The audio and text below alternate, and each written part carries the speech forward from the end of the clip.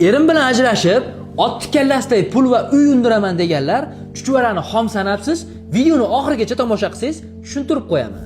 Ajrim paytida nikoh davomida orttirilgan mulklar haqiqatan ham teng ikkiga bo'linadi. Faqatgina buni shartiga ko'pchilik ahamiyat bermaydi. Sharti er yoki xotinning nomida bo'lishi kerak.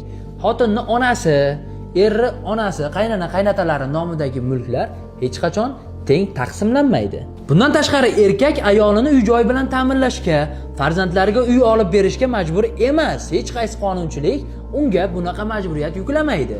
Men o'zim amaliyotda guvoh bo'lyapman. Juda ko'p holatlarda ayollar ajrashsam erim o'g'limmi, qizimmi, farzandimni uy-joy bilan ta'minlashi majbur ekan deb turib, o'zlariga qonun yaratib olishyapti, lekin bunaqa qonunni men eshitmaganman va yo'q. Erkakdan undirilishi mumkin bo'lgan mulk bu aliment.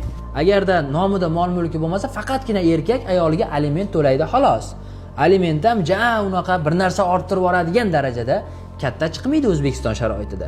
Siz oilangizga sodiq bo'ling, turmush o'rtog'ingizni e'zozlab hurmat qiladigan bo'lsangiz, farzandlaringiz va oilangiz bilan albatta o'sha istagan baxtli hayotingizga yetishasiz. Bu gapimiz ayollar va erkaklar uchun baravar tegishli hisoblanadi.